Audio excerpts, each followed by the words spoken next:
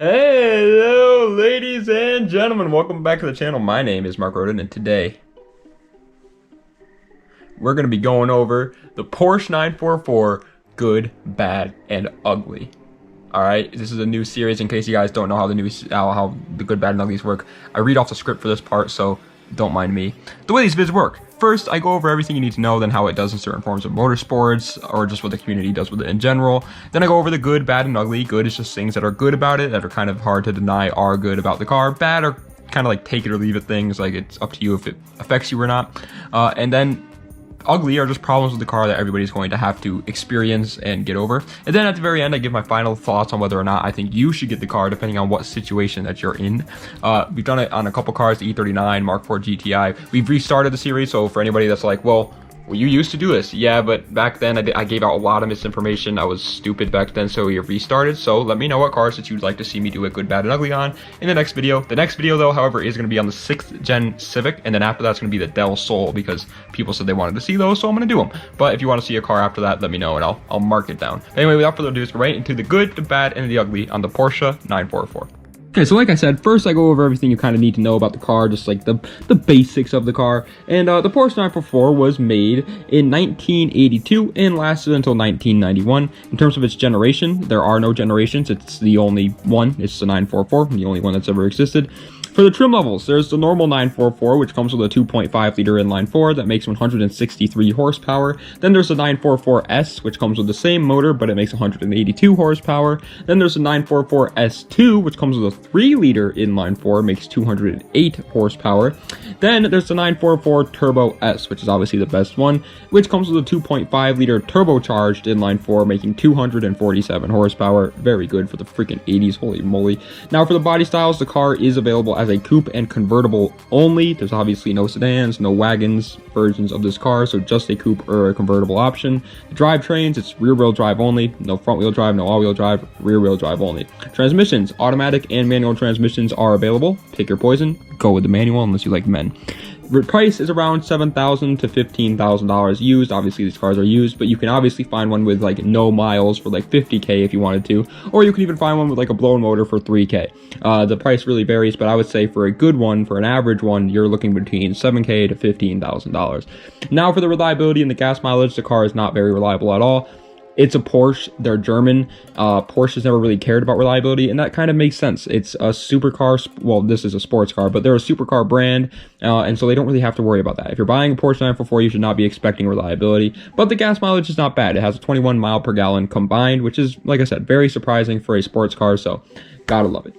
Now for the aftermarket community, what people usually do with this car in terms of motorsports. First off, let's go over drifting. It's used sometimes, but not very often. It's definitely not like a normal choice, you know, not a lot. You're not going to be seeing a lot of 944s at the drift track. Rally, off-road, that sort of like, you know, overlanding stuff. Again, it is used sometimes, but not too often, just like in drifting. They actually did pretty good back in the day in rally racing, which is ironic. But next, street racing. I hate to sound like a broken record here, but again, they're used sometimes, but not too often.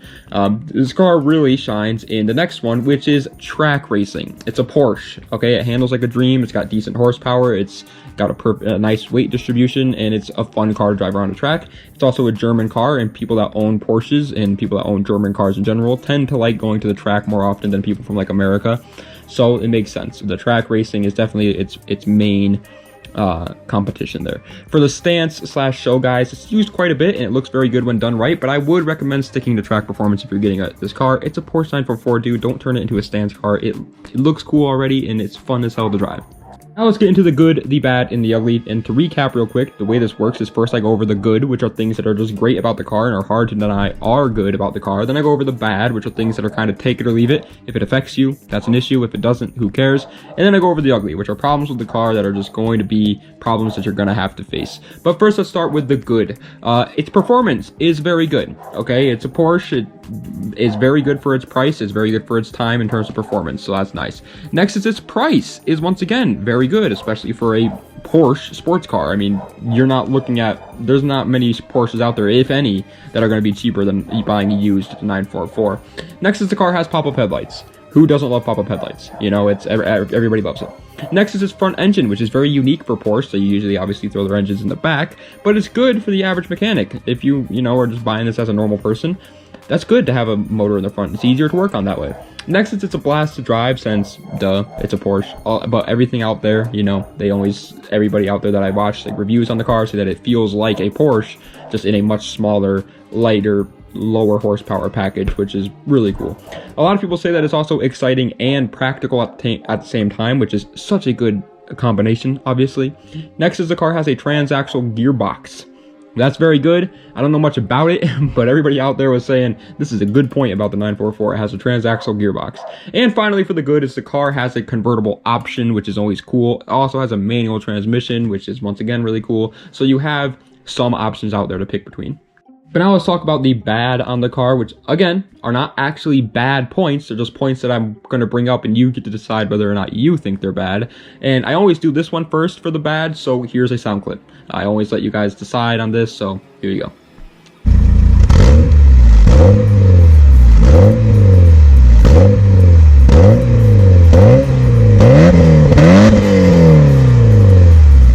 Next for the bad is good luck on the cup holders. It's a sports car from the 80s. If you were thinking about putting an Arizona iced tea in your cup holders, think again. Next are the parts are not cheap, especially in America. Obviously, if you live in Germany, it might be a little bit cheaper, but for us over here in America, which is what I'm assuming most of you guys are watching from, they're not cheap. All right, you're going to be looking at a lot of money to spend on this car when they break. On top of that, if they do break, they're not that easy to work on. Now, that also depends on who you are. If you are, a lot of people specialize in German cars. If you do, then it's pretty easy. It comes with an inline four and it's front engine. That's really easy. But for somebody that more focuses on like Japanese cars or American cars, it's going to be a little bit of a hassle. Next is it doesn't have a lot of space. Obviously, it's a sports car. You should not be expecting that, but in case you were expecting a lot of space, it doesn't have it. Next is the interior is on the cheaper side, at least in terms of today's standards. So be ready for things to break and creak and all that, you know, noise and all that stuff. Obviously, back in the day, yes, the interior was high quality, but nowadays it just doesn't hold up. Next is the reliability is questionable. On one hand, it's the most reliable Porsche. On the other hand, it is still a Porsche, so keep that in mind. Next is the car is very underrated. This can be both a good or a bad thing, depending on who you are. Personally, I think it's a good thing because I don't like having so much attention drawn on me just for the car I drive, and so I think that would be good for you. Next is the car's rear-wheel drive only. I think that's cool, but some people may need front-wheel drive or all-wheel drive, and I totally understand if you do. If you do, obviously the car's not really for you. And finally, for the bad is the looks. It doesn't look like a normal Porsche, so it causes some people to not like it. I personally think it doesn't really matter. I don't think the looks affect it that much. I think it still looks really good. Obviously, it doesn't look as good as a 911 Turbo S, but it looks good. But that, once again, that's completely subjective, so up to you. Now we're into the ugly, which are problems with the car that you're 100% going to have to address. And there's not a lot of ugly points, but definitely some because it is a 20-year-old European sports car. And the first one is the cruise control wiring issues. This doesn't sound that bad, but to fix it, you need to replace the entire computer, and it happens quite a bit. Computers are expensive, they're not fun to fix. That's pretty much rewiring the entire car, and if you have to do that, good luck. I absolutely freaking hate it. I don't even want to talk about wiring. And finally, for the ugly, like I said, there's only two, so that's good, is the belts fail, like the timing belt, cam chain tensioner belt will fail. Both not the biggest deal if you catch them before they break, but if you don't catch them before they break, say goodbye to a lot of money. And now for my final thoughts. Do I think that you should buy a Porsche 944, depending on your situation? Well, if you're looking for a daily driver, then this is obviously not the best option for one. If you don't care about being cool or fast in your daily, do not get this car. So many other options out there that are 10 times better daily drivers than this is. For a car guy daily, there's a big difference between a normal daily driver and a car guy daily. If you know, you know. For a car guy daily, sadly, I would not recommend it as a daily to a car guy either. Porsches are expensive to maintain and doesn't have much space or practicality. Keep it to the tracks. Sunday cruiser. It's a perfect Sunday cruiser. It looks good, it handles good, but it's expensive to maintain, so it makes sense why you would keep it locked up most of the time. Get a nice little Porsche group going and go have some fun in the canyons every Sunday with your boys, and you don't have to worry too much about the reliability because you're only driving it one day out of the week. That's a great. I think it's a great Sunday cruiser. And for the race car / project car guys, this is definitely where this car shines. It's a Porsche after all, so have fun whipping it around corners and modifying it to handle exactly how you would want it to. Just don't expect it to do it all reliably. I think I've already mentioned that a couple times now. I think you should know. But on top of that, this is like one of the more affordable Porsches with that still has the Porsche, the Porsche namesakes in it, and that really would sell on a lot of people that are looking for like a race car, personally.